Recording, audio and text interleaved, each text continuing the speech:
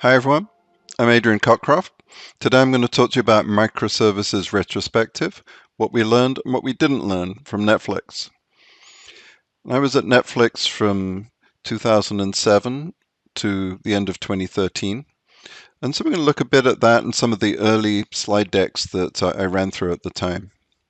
So one of the things here is so it's a retrospective.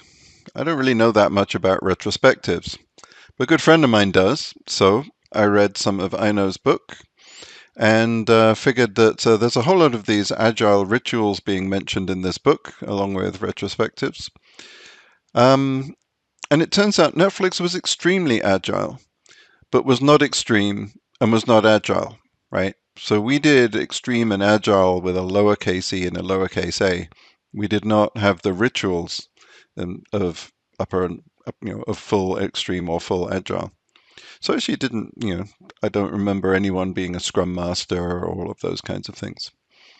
But I'm going to talk a fair amount about the Netflix culture, and the Netflix culture is nicely documented in this book, Powerful, Providing a Culture of Freedom and Responsibility by Patty McCord, who ran the HR processes and talent, basically. She was the CTO for Netflix, which was the chief talent officer. Amazing woman. You can see some of her talks. So I figured that I should adopt some of the terminology anyway. So I've got some story points. I'm going to talk about some Netflix culture, pick up some of the slide decks that from those days, go over some of the things that were mentioned, and then see, comment on them, what we did, what we didn't do, what seemed to work, what got left out along the way. I'll talk a bit about, why don't microservices work for some people, and then a little bit at the end, just talking about, systems thinking and innovation.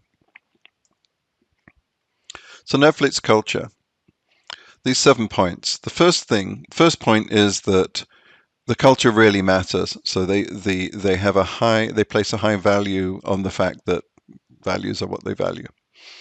Then high performance. This is a high performance culture. It's not trying to build a family. They're trying to build an Olympic winning team or a league winning team. Pick your favorite sport.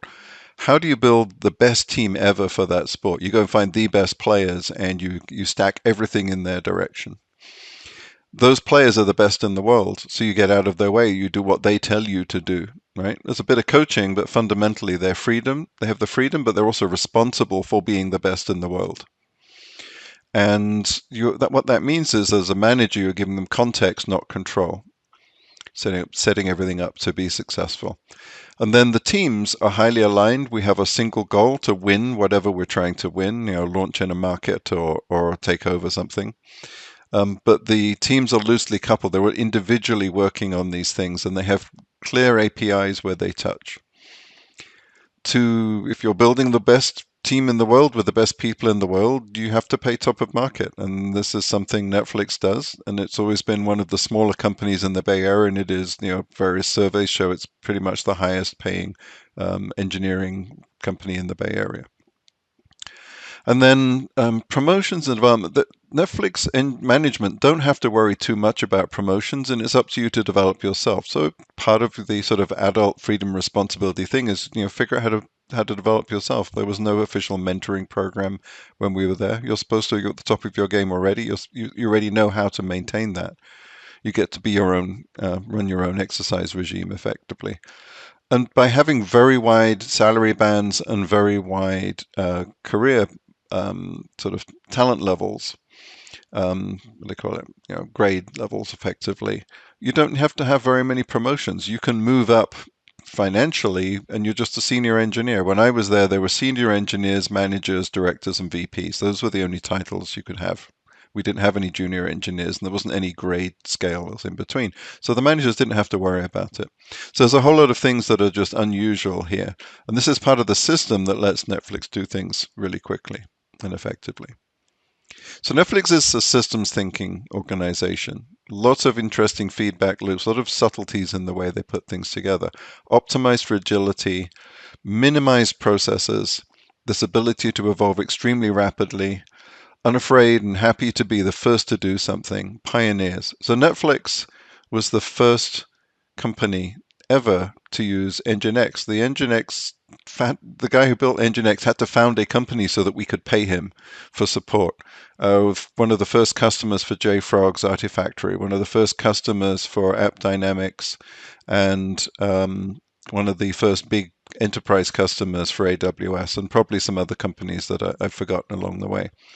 So by being by being a pioneer customer for an interesting startup, you get to really leverage them to do, they will do all kinds of things for you. You get a great discount because they love the feedback. So it works out. There's a system here, but you have to be good at doing it. And then you have to be comfortable with ambiguity. It's a very complex system. There's a lot going on. Things aren't done one way. There's a lot of creativity, but you have to have self-discipline and combine the two together. And then this interesting point that flexibility is more important than efficiency. If you crunch something down and make it super efficient, it becomes inflexible. And you don't want to waste things, but you don't want to squeeze them to be super efficient either, because you're taking away the flexibility that lets you innovate and try things. Like if everyone is so crazy busy all the time because you're running a super efficient system and everyone's super busy, they don't have time to learn new things. They don't have time to do their best work, basically. Then the final principle, steer pain to where it can be helpful. One of the things that we did, certainly while I was there, was we put engineers on call, developers on call. And if you were writing code and you shipped the code that day, you were on call to fix it if it broke that night. That caused developers to be much more careful about the code they deployed, and they learned a lot of good practices. So here's the first deck. This is from November 2010. It's the deck that I presented at QCon San Francisco. I did do a little meetup before that where I tried out some of this content, but this was really the first time that we presented Netflix to the world. And there's a whole bunch of things here. Undifferentiated heavy lifting, wanted to stop doing that. And we went through sort of what we were doing. The goals are pretty much, these goals would work for just about any transition that you might want to make to cloud or to some new architecture. You want to be faster, more scalable, more available, and more productive. I'll run through a little bit more detail. We'll dig into some of these things. In the old data center, we had a central SQL database as Oracle. What we wanted to do is move to a distributed key value NoSQL. We denormalized our system so that everyone could have their own backend, and we weren't trying to do queries and all kinds of things that wouldn't scale. In the old system, we had a sticky in-memory session. So, a customer would connect, and that thread would have the session cookie, would route that customer to that thread again for the next part of the request. Cause all kinds of issues. It's not very scalable. So what we did was we stored all of that session information outside the instances in memcached so that we could basically have a stateless system. Every time you came in, you could talk to a totally different front end. It would look in memcache, find the session information, and respond. So we just built it to be that way. In the data center, we had pretty chatty protocols. The machines were all sitting next to each other. There's no reason not to.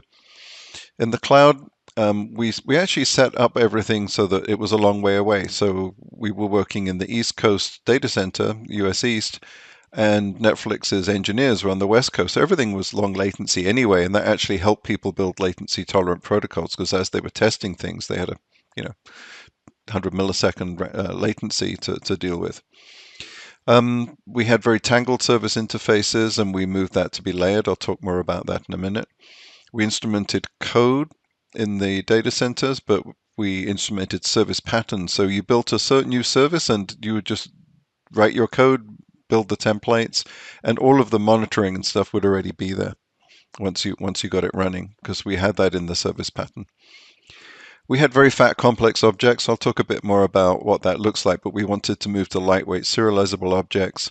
And typically, the work of an engineer, developer in the data center was you built a jar file and you checked it in, and a bit later, somebody in QA would check out all the latest jar files and try to make a build of the monolith and see if they could get it to work. And we do that every 2 weeks.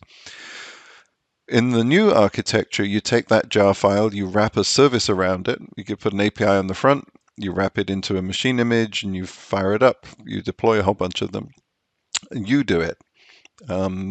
it's up to you to do your own QA, to develop it, to get it out there, and see if it works, and deploy it whenever you feel like it. So that's what I mean by components as services. So looking at these tangled interfaces, the data center, we had SQL queries and business logic, really deep dependencies, false sharing, these patterns where people sort of, you call an object to get to something else through it, sort of trampolining through objects, all kinds of bad stuff. And then when you called a data provider, we had sideways dependency. So if you tried to call, it was a library that you'd use to do something, you'd pull that library into your code and you'd end up with a whole universe would come in. There's this sort of sense that you call a dependency, you add one more dependency to your repo, and you'd go over the sort of event horizon of a black hole, and eventually the entire repo would turn up in your build. So we were trying to cut that kind of dependency. So we untangled them. We built an interface.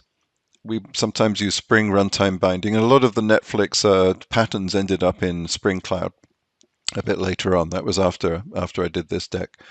And the service interface is the service. This is something that I think people don't quite get.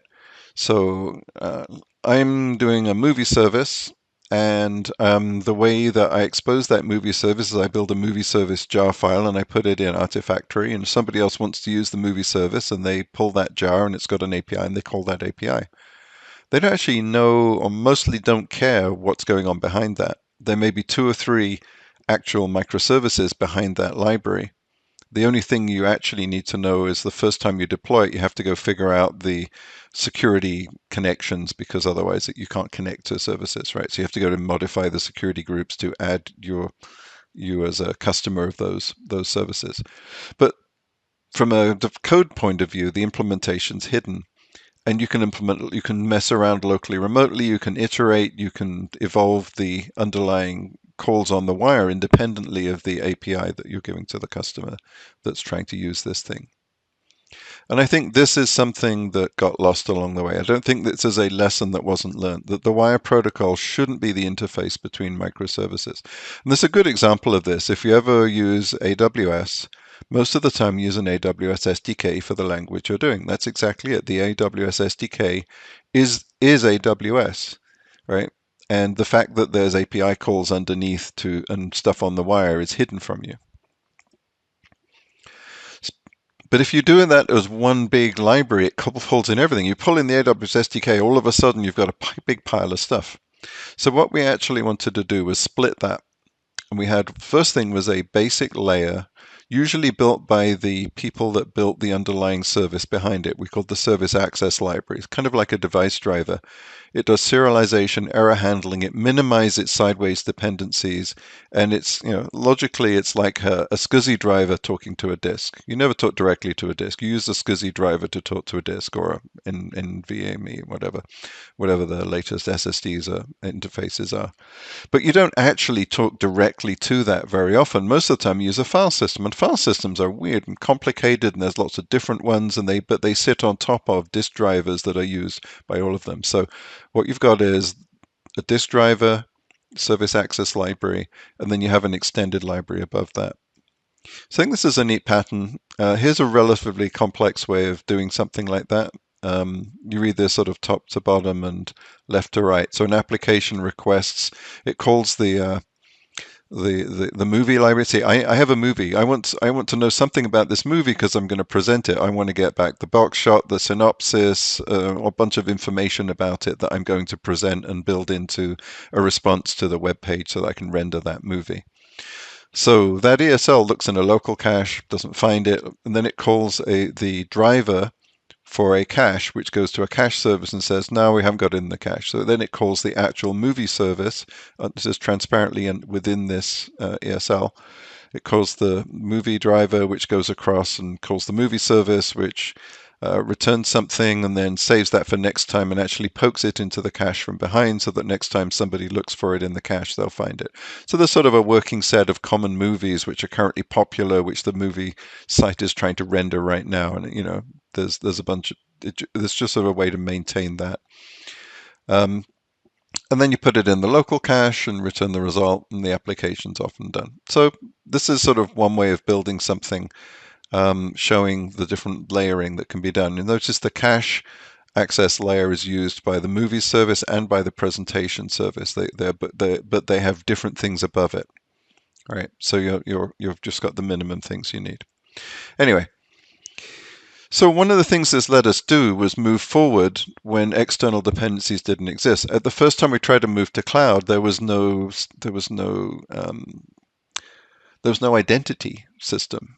Like we hadn't figured out how to do identity yet, so we built a fake driver that was just had in it the actual developers that were writing code. So there were about 20 people that were working on this at the time. So we built an identity service which would only return those 20 people. But we were the only 20 people that were going to log into the cloud and try and do anything.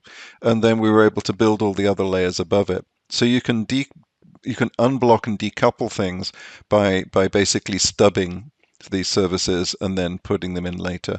But this let us build this much more interesting interface on top early. So in the data center, we had the movie object and the customer object, and they did everything, or you use one or the other or both to do anything. And they would be horribly complex. They'd been developed, they got super tangled. And a lot of the problems we had with our 100-person development team was just about anything you did touched those objects, and then you'd be trying to resolve all the different people that had touched the movie object in this bi-weekly build we were putting together. Really problematic. So we wanted to do something different. So what we did was basically say we're going to have video and visitor. So your code will not work if you ship your code that talks to movies and customers in the data center. You turn up in the cloud environment. Nope, sorry. We have totally different object model. The video is just an ID. It just contains a number. It's just a large integer. And the visitor is just an integer. And if you want to serialize 100 movies and send it to somebody, it's a list of 100 integers. But it is the type of video. It's an array of 100 videos. When you get to the other end, you say, okay, I have a video, but I want to present this. I'm going to take that video and just say as a presentation video, and you would get, the system would basically fill in all of that facet, all of the information you'd need at presentation layer, box shot and synopsis and whatever. And then the mergeable video, it's got a whole bunch of factors which are to do with the personalization algorithm, needs a whole bunch of information that the presentation doesn't need. So you end up with videos, multiple different views of the video, but when you're passing the system around, you're just using this integer. But it was fully type safe and managed and built out in Java. Put a lot of work into that. I think that got lost along the way as well. I'm not sure if the Netflix code uses it still, but it was a pretty neat idea to making it clean. So the response to this talk in 2010 was either a mixture of incomprehension and confusion. Most people thought we were crazy, and somebody actually said, you're going to be back in your data centers when this fails and blows up in your face. There's a picture in the back of, and all these pictures are pictures I've taken mostly in Maui. This is Black Rock and Kaanapali Beach with a really nice sunset. So, less than a year later, I did another talk. This was at the Cassandra Summit, replacing Data Center Oracle with Cassandra on AWS. And this is one of my favorite slides. All the things we didn't do. We didn't wait. We didn't get stuck with the wrong config. We didn't file tickets. We didn't wait to ask permission. We didn't run out of space and power. We didn't do capacity planning. We didn't have meetings with IT and all these things that other people were waiting for. We just didn't do because everything was API driven. Your developer just was doing it self-service. But the problem we had was data centers. We couldn't build them fast enough for what we were doing. We're transitioning from a Netflix shipping DVDs model, which had a fairly small footprint, to a streaming model, which was an exponentially growing footprint. And this is what it looked like. This is a nice exponential growth of just about 1 year. At the beginning of January 2010, we said we need to be out of the data center before the end of this year, and we are not going to build a new data center. So we've got to do it, and because we predicted we were going to, we would have blown up. Netflix would have had massive outages at the end of the year if we hadn't done the move to cloud. And so it's API call rate, you see 37x. This is what happens when customers, instead of shipping a DVD and poking at the API once or twice a week, they're streaming continuously, right? And the proportion of customers that were streaming was rapidly increasing. We got high availability with Cassandra by using availability zones, and they're actually 10 to 100 kilometers apart. So I've got 3 copies of my data that are separated by a good number of miles, kilometers, and it all works well. And then we also use the same model to go around the world. So we had this nice model which basically said, instead of being stuck in one data center, we've just unblocked ourselves with this NoSQL, eventually consistent Cassandra system that we can be anywhere in the world. This is the Australian map of the world, which puts Hawaii and Australia in the center, because what you really need to know is how far are you away from Hawaii, right? So you can go there on vacation, right? If we the other thing we were doing was Chaos Monkey, and this was partly to make sure systems were resilient. But the real thing we were doing was it was a design control because we were auto-scaling everything. You want to be able to scale down. You can always scale up by just adding instances. And if you're really careful when you're releasing a new service, you can kind of fail. But we didn't want to do that. We wanted to be able to scale down super aggressively. And we wanted to also be able to roll out new versions of something and switch traffic to it and turn off the old one and just have the system just retry and keep going and not notice. Your customers wouldn't notice. Maybe an individual request would be, half a second slower because it was retrying something. It's not going to be a big deal. So if you really want to auto scale down, you should be running a Chaos Monkey, because that's really just proving that you can. Another nice sunset. So the response to this was that Netflix was a unicorn, and it might work for us. Okay, they admitted it was working for us, but it wasn't relevant to anybody else. Like, no one else is going to do anything like this. You're just a kind of weird thing. So about 18 months later, beginning of 2013, I did another talk, but this time we'd launched our open source program, and this is one of the talk from one of the meetups where we launched the open source program and a whole bunch of other stuff. And this is also where I started using the words cloud native and microservices, one of the early teams uses for that. So cloud native applications, what changed? February 2013. So 2006, EC2 launched. And what people did with it was they forklifted old code to the cloud because it was faster than asking somebody IT for an instance. But what we developed is these new anti-fragile patterns, microservices, chaos engines, and composing highly available systems from ephemeral components. And then we used open source platforms so that these techniques spread rapidly. And this is a totally new set of development patterns and tools, and enterprises were just baffled by it. But the startups and the scaled, what do they call it? But basically the scaled cloud native kind of companies, the Uber and Lyft and people like that, and Airbnb, whatever, those kinds of companies, and Netflix, we all were doing this. But the enterprises weren't at this point. This was before, Capital One was probably one of the first enterprises to really sort of dive in and try and figure this out. Nike was starting to try and figure it out. So a few people were, but it was pretty slow in terms of enterprise adoption. So typically the people use cloud, they just stuck their app servers in the cloud and stuck a data center somewhere else. And this was the way you were supposed to use cloud because we didn't trust putting data in the cloud. The way we did it with Cassandra was to spread everything over 3 zones. And if we lost an availability zone, everything just kept working. And we tested this and proved that it just kept working, right?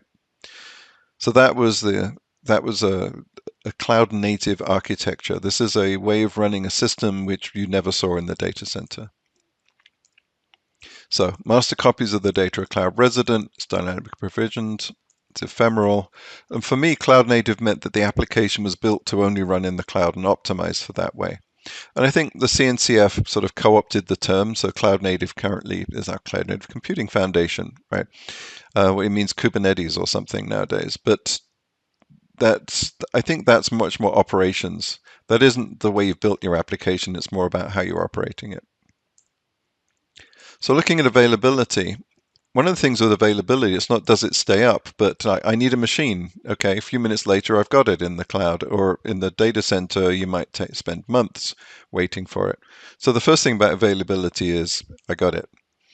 And then I can have it running in all different places. So it's available, I can have machines in Brazil or South Africa, or, you know, soon, I think AWS is about to launch in New Zealand and Israel and wherever, right? Lots of different places around the world. So that's another point of availability. I'm available in lots of different places. And those places can be far enough apart that if something breaks in one of them, we can use another one. So that was an interesting point. And then from a development point of view, we had these nice anti-fragile development patterns. And the Historic Circuit Breaker was pretty influential, successful project.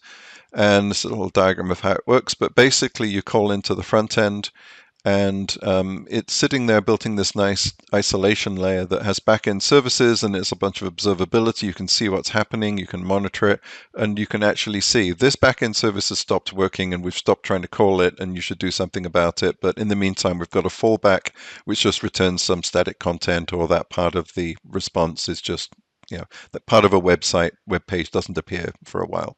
Okay, because that backend's not behaving itself.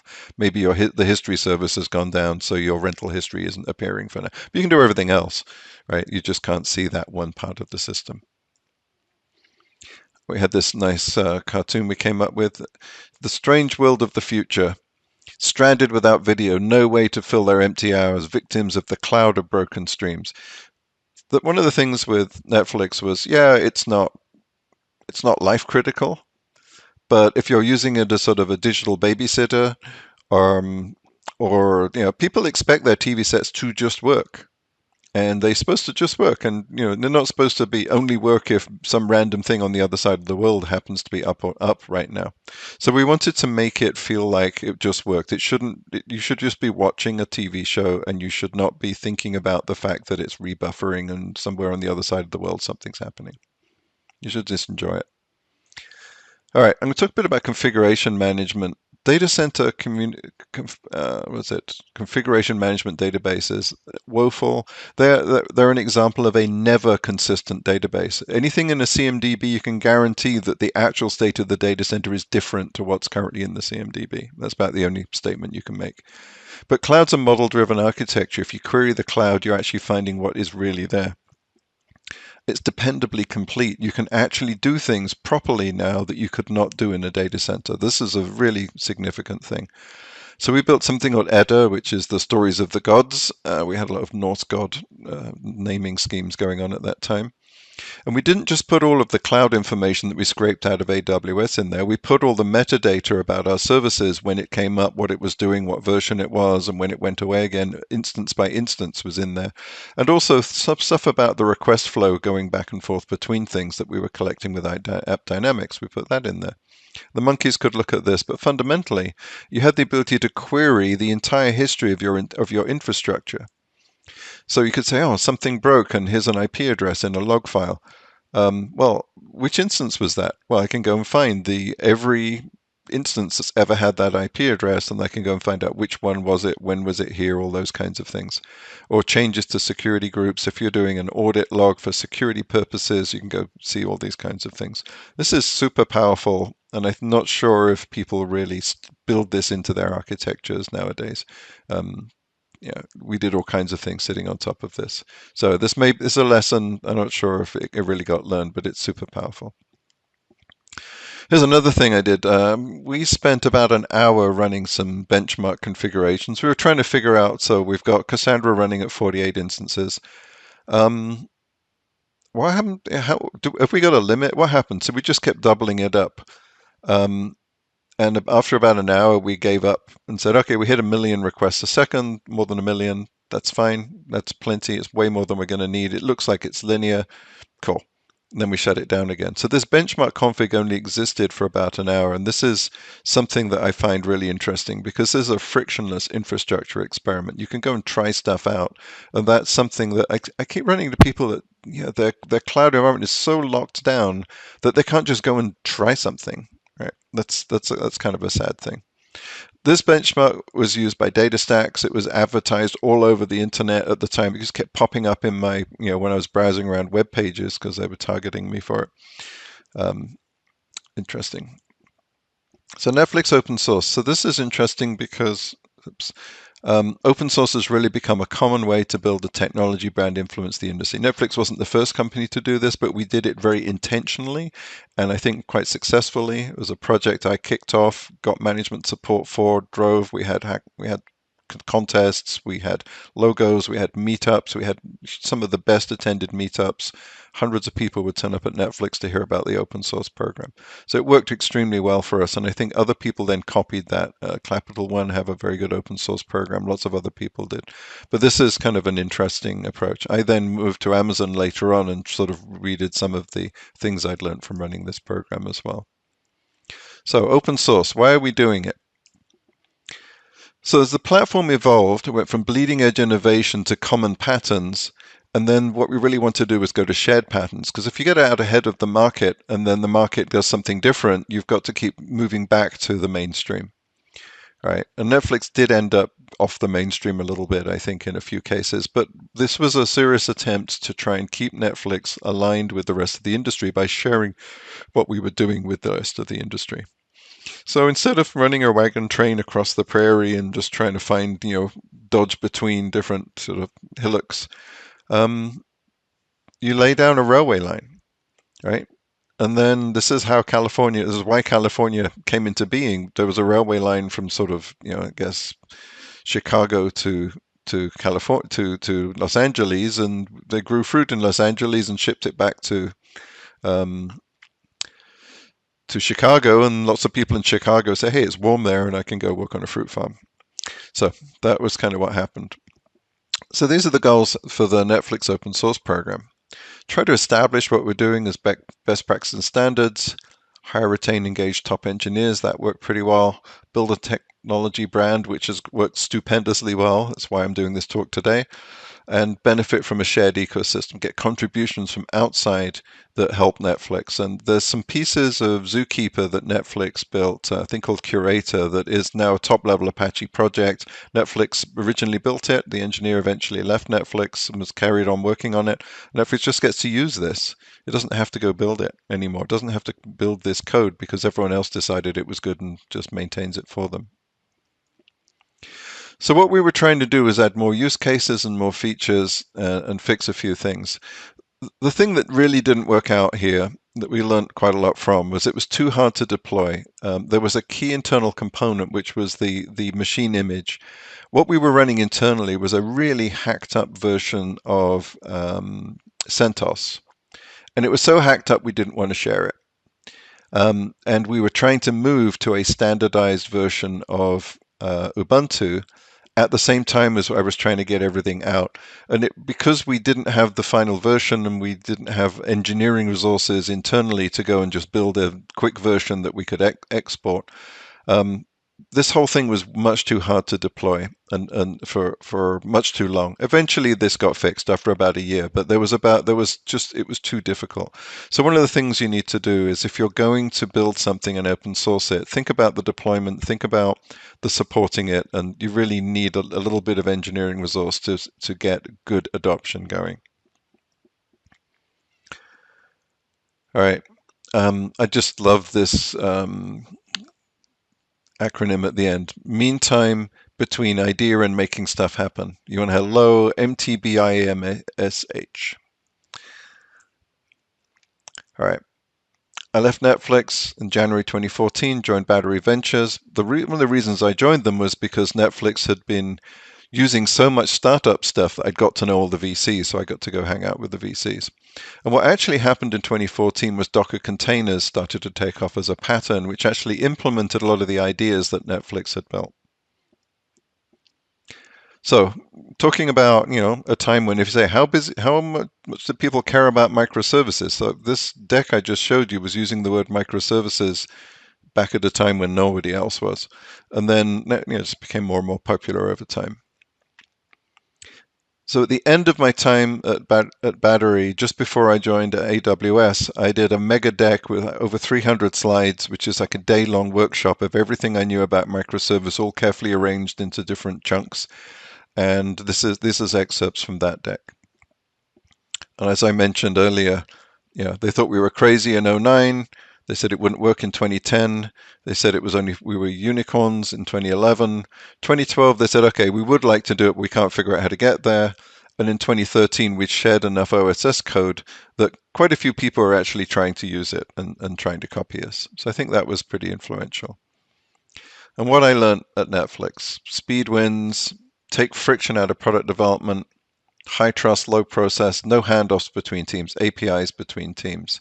The culture, undifferentiated heavy lifting, simple patterns with a lot of tooling, and then this sort of, like I said, for benchmarking, self-service cloud makes impossible things instant, like a million write per second benchmark that was done in an hour. And this is the innovation loop that I was sort of pushing at the time. You observe, orient, decide, act. So you see the competitors do something or a customer pain point, you do some analysis, you do your innovation moves to big data, you plan a response, you just effing do it, you share your plans, you don't ask for permission, you share your plans so that other people can comment on them. So you get feedback on your plans, but you don't ask permission. You decide what you want to do, you build it out as incremental features, you do an automatic deploy, you launch an A/B test, and then you measure the customers to see if they liked it, and you keep going around that loop. And we go around that loop, maybe once a week or once every few weeks for a new feature or a new idea. One of the things here is that non-destructive production updates. You can always launch new code, a new version of the code in production safely, and you can test it in production safely. And people can't figure out how we did that, so I'm going to sort of explain it. It's immutable code. The new code, old code is still in service. You launch a new one alongside it as a new service group. The production traffic is talking to the old service group until you tell it to route some of the traffic to the new one. Right? So that means I can launch code, but I don't actually have to send production customer traffic to there. I can actually do overrides at a very detailed level so that I can basically create a test cell or a environment so that the only people in that test cell get the new experience through the new thing that I just deployed. And the only first people in that test cell are developers and QA people. So we just go to use Netflix and we're getting this new experience and we're seeing if it works. And when we finally decide it works well enough, then we add a cohort of users to it, make sure that works, and eventually add everything else. So that's why you don't have to wait for anyone else. You don't need permission. You're testing in production. You're just putting it out. But it's completely safe to do that. This is really critical. On Netflix, we were accused of ruining the cloud because we weren't using Chef and Puppet to update our code in place by starting these new instances. And we had a little fun with that. But ultimately, this is sort of the pattern that Docker and containers went with. And but this idea of version-aware routing between services is another idea that seemed to get lost along the way. I know there's lots of microservices into libraries for calling between services that don't have this sort of version-aware routing built into it. So one of the things we were doing was cutting the cost and the size and the risk of change, and that sped everything up. So like I just said, I can push stuff to production, test in production completely safely. Hey, I can go faster, right? Chaos engineering, I'm being sure that this is going to work. I can go faster because of chaos engineering. And this is the definition I had then of microservices: loosely coupled, service-oriented architecture with bounded contexts. If it isn't loosely coupled, then you can't independently deploy. And if you don't have bounded contexts, then you have to know too much about what's around you. And part of the productivity here is I only need to understand this service and what it does, and I can successfully contribute code to the entire system. If you're in a monolith, you need to understand pretty much the whole monolith to safely do anything in that monolith. So if you're finding that you're overcoupled, it's because you didn't create those bounded contexts. So we used inverted Conway's law. We set up the architecture we wanted by creating groups that were that shape. We typically try to have a microservice do one thing, one verb, so that you could say, like, this service does 100 watts per second or 1,000 watts per second. It wasn't doing a bunch of different things. That makes it much easier to do capacity planning and testing. It's like, okay, I've got a new version of the thing does more watts per second than the old one. That's it. Much easier to test. Mostly one developer producing the services. There'd be another developer code sort of buddied with them, code reviewing, and then either of them could support in terms of being on call, right? In order to get off call, you have to have somebody else that understands your code. So you'd code review with some other people in your team so that you could go off call and they could support whatever you were currently doing. Every microservice was a build. We deployed in a container, which was initially Tomcat in a machine image, or it was Python or whatever in a machine image. But Docker came along, and that's a fine pattern. Docker sort of copied this model. It's all cattle, not pets, and we're using the data layer is replicated ephemeral instances. The Cassandra instances were also ephemeral, but there was enough of them that you never lost any data. There's always at least 3 copies of all the data. In fact, when we went multi-region, there were 9 copies of the data. So if you lost a machine, it would just rebuild itself from all the others. A whole bunch of books. I want to point out irresistible APIs. Kirsten Hunter was one of the API developers at Netflix, and I worked with her, and I wrote the foreword for that book. Think about writing APIs that are nice to use. A bunch of other interesting books here. I haven't got time to go through them all. So what's missing? Whole bunch of advanced topics here. I'm not going to go into most of them. There's a whole pile of things that I'm still playing around with, but I'm going to talk about timeouts and retries. There's something else that got lost along the way. First of all, we're running on TCP/IP most of the time.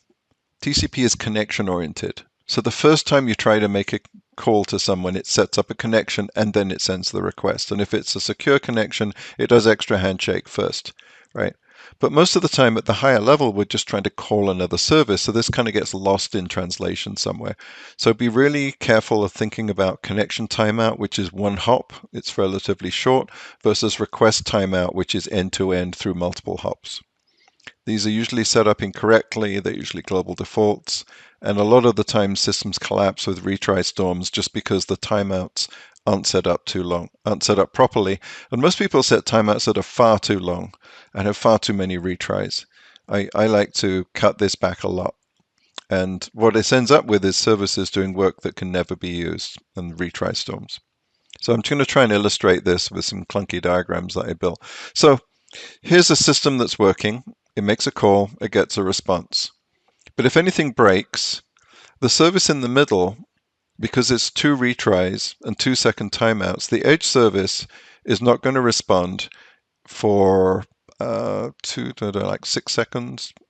The thing in the middle is going to be managing, 9 outbound requests. So I've got 9 threads running there instead of 1, right? So that overloaded server, that's going to run out of memory, it's going to run out of threads. That service in the middle, which was perfectly fine, because there's a downstream service, it's going to keel over. And the edge service is going to keel over. So you end up with this cascading problem that one failed service deep in the system causes the entire system to do work amplification and to collapse. The only thing you need to do to get this to happen is have the same timeout everywhere and have more than one retry. Okay? Any retries.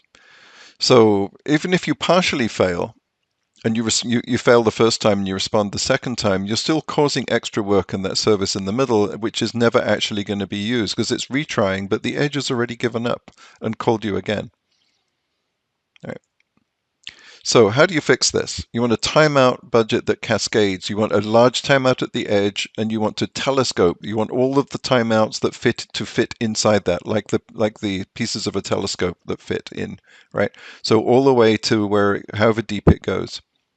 If you have a fairly simple architecture and you know what the sequence is, you can do it statically, but mostly you need some kind of dynamic budget or deadline you pass with the request. So, okay, I'm going to give you a 10-second timeout from the edge. That means 10 seconds in the future. Here's like my give up time. I'm going to give up at this point in the future. And then somewhere deep in the system, you get, I'm never going to be able to respond in the time. We're past the deadline. Let's just chuck everything away. That kind of approach.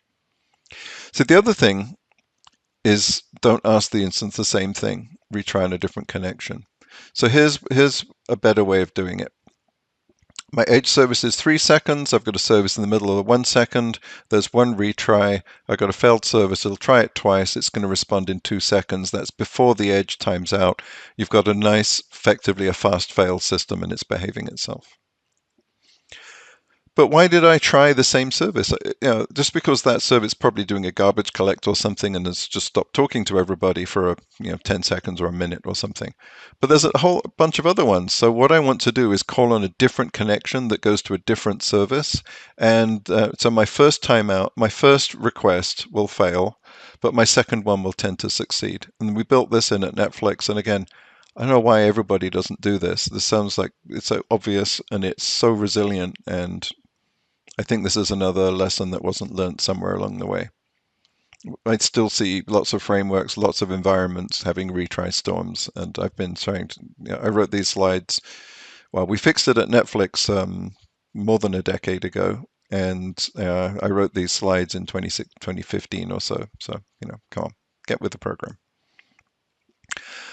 Okay, so there's a good book on systems thinking by Jamshid Garajadagi. You say, think of Garage Doggy. You can pronounce his surname. And I met him, and that is how he pronounces it. We see the world as increasingly more complex and chaotic because we use inadequate concepts to explain it. And when you understand something, you no longer see it as chaotic or complex. Best example of this is just driving a car through a city. If you've never seen a car, you've never seen a road, you have no idea what's going on, it's chaotic, it's complex, it's freak you out completely, right? And but we have everybody, pretty much any functioning adult is able to do this. So it's not seen as chaotic or complex.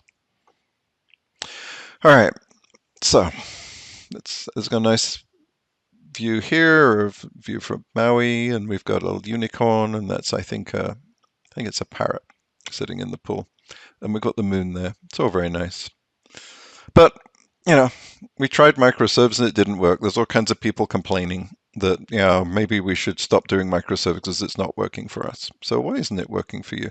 Maybe you aren't a unicorn. Maybe you're just a donkey with a carrot tied to its forehead. This is a nice image that somebody once shared. I think it might have been Cote. So you're a wannabe unicorn. But microservices are one of many tactics that reinforce each other, and that forms a system that is fast, resilient, scalable. And if it isn't just microservice, it's many tactics. So let's just look at a few of these. So you're too slow. You're probably using chatty or inefficient protocols, or your system boundaries aren't right.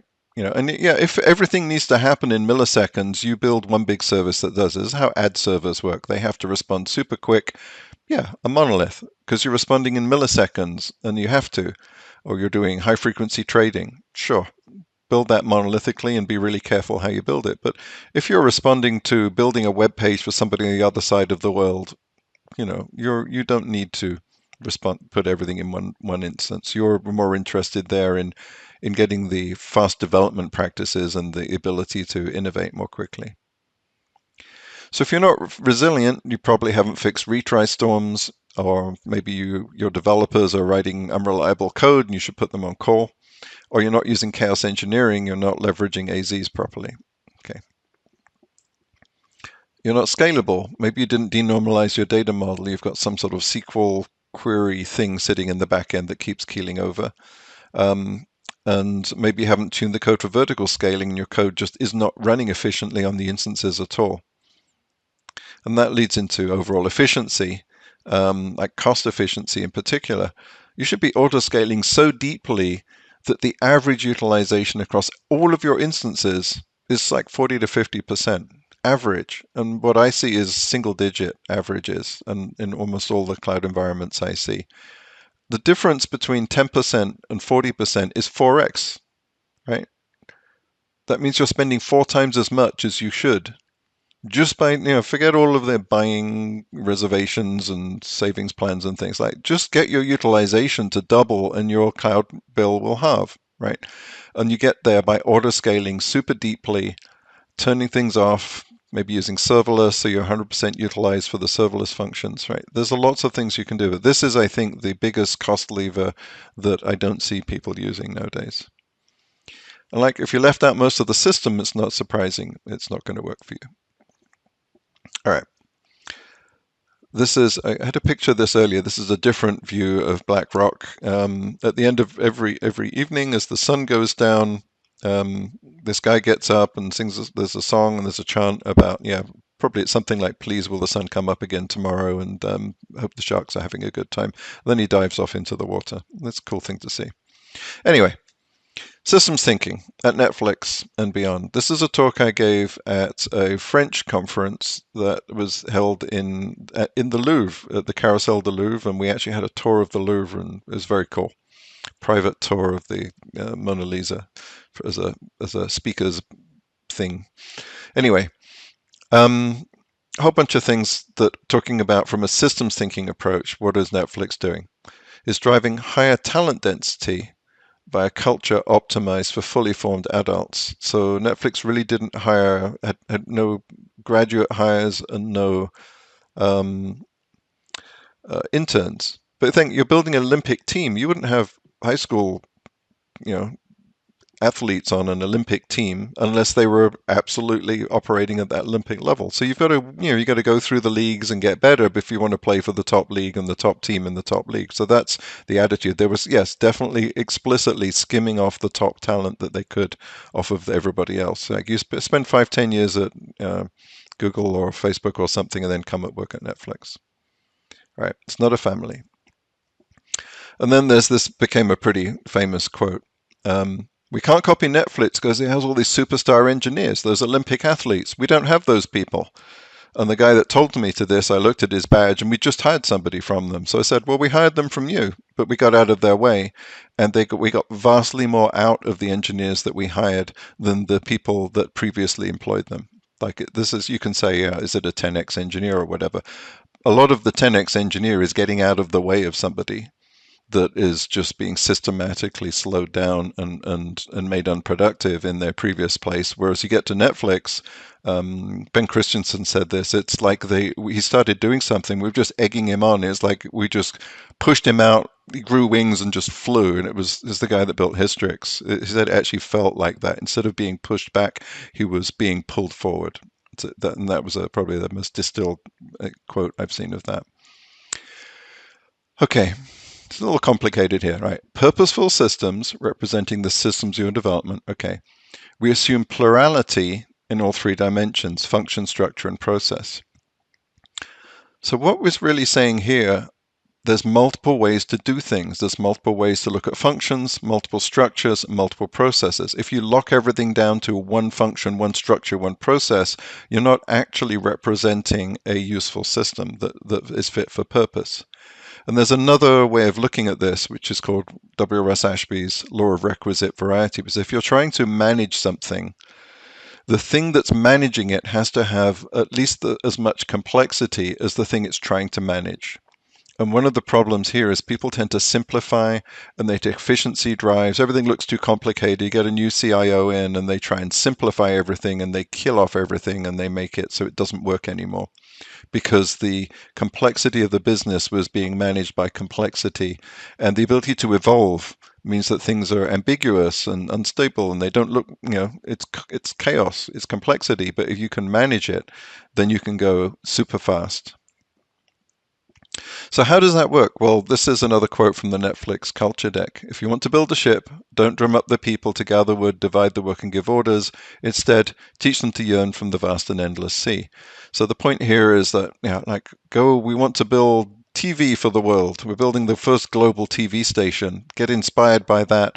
Go and figure out how to do that rather than detailed sort of step-by-step things.